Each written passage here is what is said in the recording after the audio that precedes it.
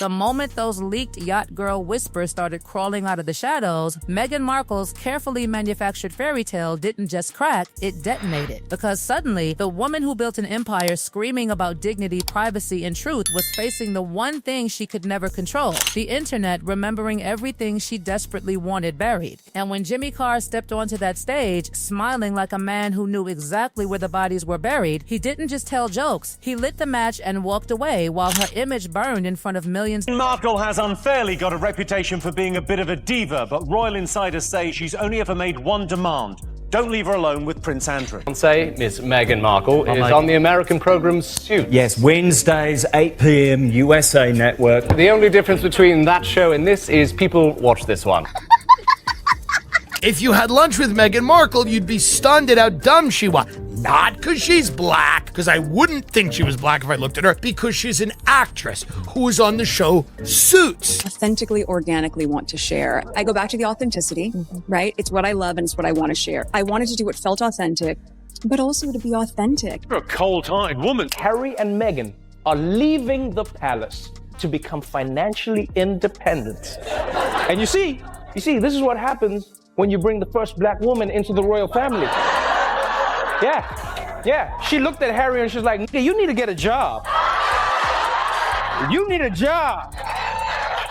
You a grown-ass man. You can't still be living in your mama's house, Harry." Meghan Markle is somebody who obviously, at least for a period of time, was a close associate of Prince Andrew, and hence is in a position to perhaps have seen what he did, and perhaps, if not, to have seen what he did, to have heard people talk about it. You're a cold-hearted woman, Sonia. I'll fucking show you, dying. I'm leaving you. Is it a Weekend at Bernie's situation, Sonia? What the fuck are you talking about? No, he's fine. He's signing the documents. And he'll say M and you'll say H and your friends say M and it just is a thing. It's a thing. And do you both love it? Yes, and I like nicknames a lot. Are you fucking dumb? What could it be? A mystery for the ages. For someone who claimed she wanted privacy, Meghan Markle somehow never stopped performing. Every appearance, every carefully timed interview, every scripted emotional confession, it wasn't random. It was strategic. She didn't disappear. She rebranded. She didn't retreat. She repositioned. And every time cameras stopped flattering her, suddenly there was a new victim story ready to drop like clockwork. Because silence was never part of the plan. Control was. Absolute control over her narrative, her image, her victimhood. The kind of control that doesn't allow inconvenient truths to exist. Jimmy Carr saw through it instantly. He didn't hesitate. He didn't soften the blow. He said what millions were already whispering behind closed doors but were too afraid to say out loud. That Meghan wasn't the symbol of empowerment she claimed to be. She was something far more calculated, something far more deliberate. Because when someone constantly reminds the world they're a victim, eventually people start asking one dangerous question. Victim of what exactly? Already settled it for myself, so flattery and criticism go down the same drain. Nothing negative about being a feminist. It's not the F word. Meghan Markle is, of course, a lifelong feminist, which she's demonstrated by marrying a prince and giving up her job. That was the moment the illusion started collapsing, because Jimmy wasn't just roasting her. He was dissecting her, piece by piece, layer by layer. He wasn't attacking the person Meghan claimed to be. He was exposing the person critics believed she really was. The one who rewrote her own history like a Netflix script. The one who turned every conflict into content. The one who never lost because losing meant admitting fault. And fault was something her brand couldn't survive. And then came the real explosion, because Jimmy didn't stop with Meghan. He went straight for Harry, the prince who once stood as royalty, now reduced to a supporting character in someone else's production. The man who traded one palace for another prison, except this one came with ring lights, podcast deals, and cameras that never turned off. My friends have to read those things. Like, I have real best friends, the same one since I was 17. Really? You know, like, I'm a real mom. I choose to go and do school pickup and drop off, but I do that under a landscape that is created that forgets that I'm a real person. My kids will see those magazines, and we all know moms gossip. She is a malignant narcissist who cannot get enough of herself while she simultaneously plays the victim. No, you're not a fucking victim. What are you talking about? That line hit harder than anyone expected because suddenly Harry didn't look like the man who escaped control. He looked like the man who transferred ownership. The same man who once walked behind his mother's coffin, now walking behind a brand he didn't create, repeating lines that didn't sound like his own. His freedom wasn't freedom. It was franchised independence, packaged rebellion, marketable pain, and people noticed. They noticed how every moment of suffering somehow aligned perfectly with a new contract, a new deal, a new opportunity to monetize the narrative of escape. Because escaping the royal family wasn't the end of the story. It was the beginning of the business plan that the irony was impossible to ignore. Meghan begged for privacy while standing in front of Netflix cameras. She demanded silence while releasing podcasts. She asked the world to stop watching while signing contracts that required millions to keep watching.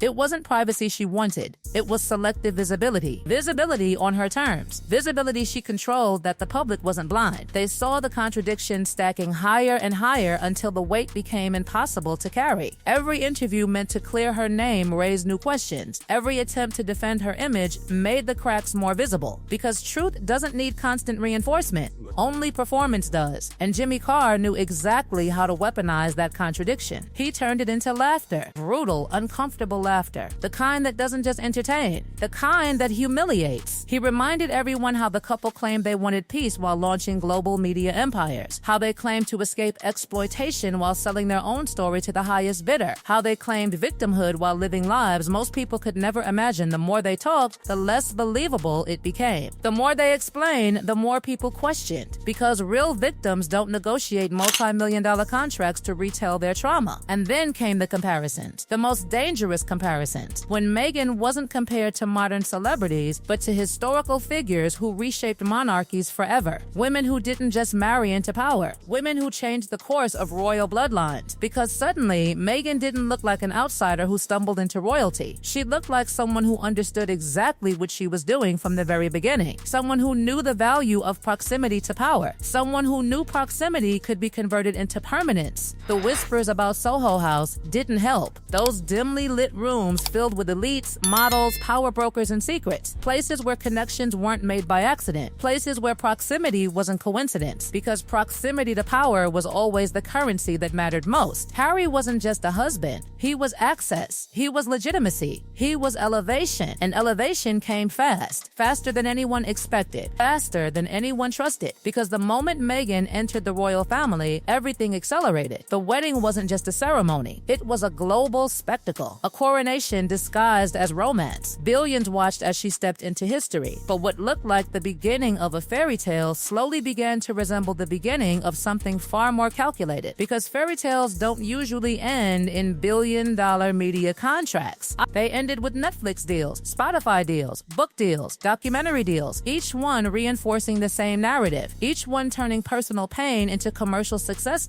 It stopped looking like escape. It started looking like strategy. And Jimmy Carr made sure everyone saw it. He didn't just mock them, he reframed them. He stripped away the mythology and exposed the machinery behind it. Because behind every emotional interview, there was timing. Behind every public appearance, there was positioning that nothing was random, that everything was intentional, that even Harry's transformation didn't look organic anymore. The prince who once represented duty now represented defiance. The prince who once symbolized stability now symbolized rebellion. But rebellion itself became part of the brand. And brands need conflict to survive. Without conflict, there's no narrative. Without narrative, there's no attention. Without attention, there's no empire. And empires don't build themselves on silence, that they build themselves on spectacle. They build themselves on controversy. They build themselves on moments exactly like this, that moments where comedians become executioners. Moments where jokes become weapons. Moments where laughter becomes the sound of reputations collapsing in real time. Because humiliation travels faster than truth. And Jimmy Carr understood that better than anyone. He didn't need evidence. He didn't need proof. He only needed doubt. Because doubt was enough to destroy the illusion. And once doubt entered the story, it never left. The most dangerous moment for any carefully constructed public image isn't when critics attack.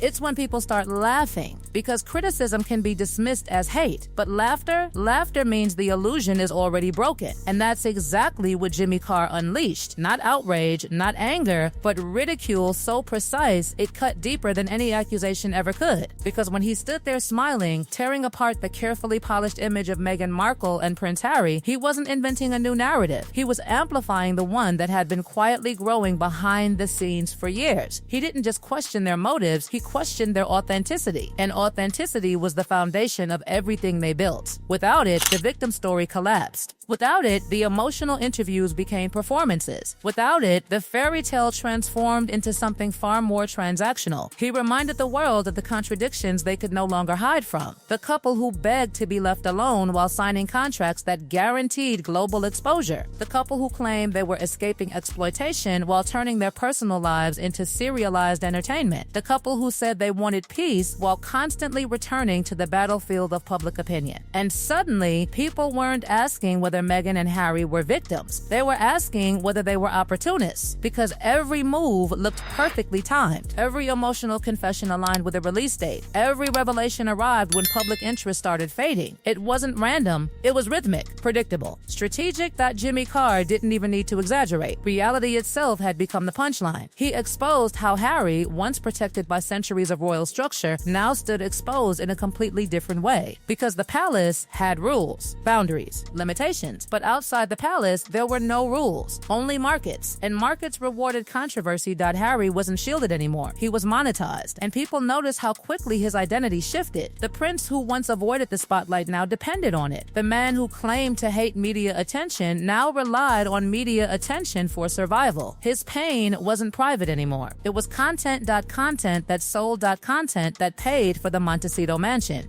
The private security, the luxury lifestyle built entirely on telling the same story over and over again. Escape became business, and business required escalation because audiences lose interest quickly. The story always needed a new twist, a new revelation, a new controversy. That's when the yacht girl whispers resurfaced. Quiet at first, just rumors floating through forums and gossip circles, old photographs, old connections, old environments that suddenly didn't look so innocent anymore. Nothing confirmed, nothing proven, but confirmation wasn't necessary because perception itself had already shifted that the internet didn't need certainty, that it only needed possibility. And possibility alone was enough to fuel suspicion. Jimmy Carr didn't directly accuse. He didn't need to. He simply reminded audiences of the environments Meghan had once navigated. The elite social clubs, the exclusive gatherings, the carefully curated networks where influence was currency and proximity meant everything. Places where royalty and celebrity blurred together.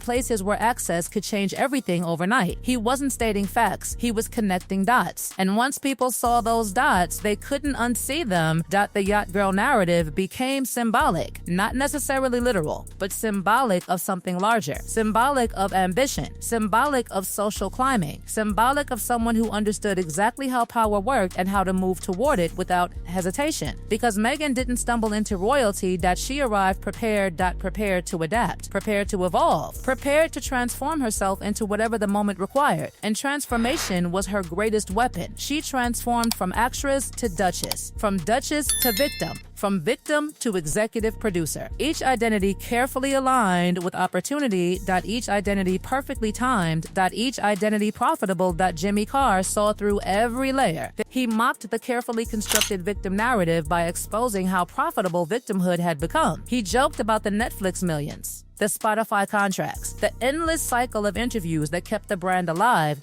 because that's what it was now. A brand, not a marriage, not a rebellion, a brand. And brands require constant attention, even negative attention, especially negative attention, because outrage keeps people watching. And people were watching more than ever.